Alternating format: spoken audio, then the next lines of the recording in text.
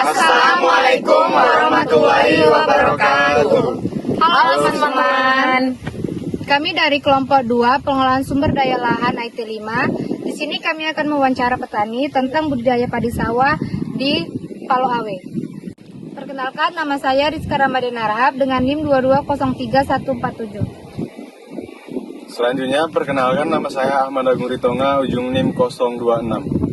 Perkenalkan, nama saya Firanita Nasution dengan NIM 220311113. Perkenalkan, nama saya Nurdiana dengan NIM 220311197. Perkenalkan, nama saya Rifanur dengan NIM 220311122. Perkenalkan, nama saya Dalia Romadani dengan NIM 220311008. Perkenalkan, nama saya Panalika dengan ujung NIM 151. Tanaman padi atau Oryza sativa adalah tanaman penghasil beras yang merupakan sumber karbohidrat bagi sebagian penduduk dunia. Penduduk Indonesia hampir 95% mengonsumsi beras sebagai bahan pokok, sehingga pada setiap tahunnya permintaan akan kebutuhan beras semakin meningkat seiring dengan bertambahnya jumlah penduduk. Tanaman padi pada umumnya merupakan tanaman semusim dengan 4 fase pertumbuhan. Yang pertama, fase vegetatif, cepat, vegetatif lambat, reproduksi, dan pemasakan. Secara garis besar, tanaman padi terbagi ke dalam 2 bagian, yaitu bagian vegetatif dan generatif. Di mana bagian vegetatif terdiri dari akar, batang, daun, dan bagian generatif terdiri dari bulir-bulir, daun, dan bunga. Budidaya padi sawah adalah kegiatan menanam padi di lahan sawah yang meliputi beberapa tahapan seperti 1. Persiapan lahan, 2. Pemilihan benih, 3. Persemaian, 4. Penanaman, 5. Perawatan, 6. Pencegahan hama penyakit, 7. Pemanenan. Pertanian terpadu adalah sistem pertanian yang menggabungkan pengelolaan tanaman, ternak, dan ikan dalam satu kesatuan yang utuh. Sistem ini meniru hubungan alami dalam ekosistem alam, di mana setiap komponen saling menguntungkan dan menjaga keseimbangan. Pertanian berkelanjutan adalah praktik pertanian yang memanfaatkan sumber daya alam untuk menghasilkan pangan dan kebutuhan manusia sambil menjaga kualitas lingkungan. Pertanian berkelanjutan berlandaskan pada 3 pilar, yaitu ekonomi, sosial, dan ekologi. Pelestarian sumber daya lahan, pertanian, dan mutu lingkungan, serta berkelanjutan sistem produksi merupakan hal yang kritikal bagi usaha pertanian negara tropis, termasuk Indonesia.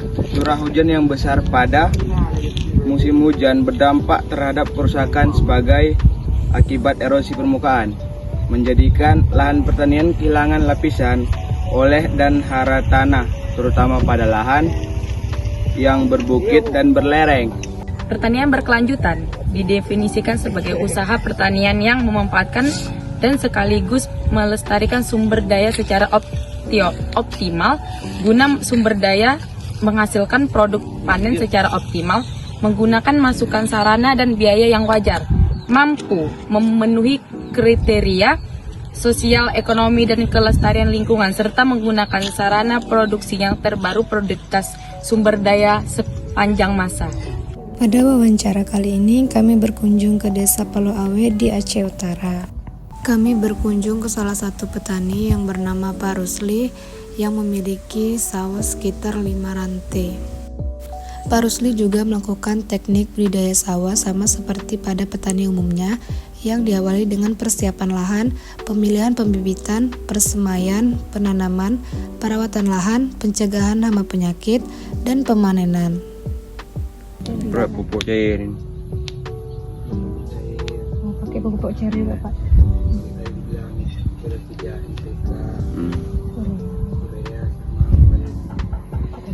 Untuk penyemprotan, Pak. Nyemprot. Iya. Teko.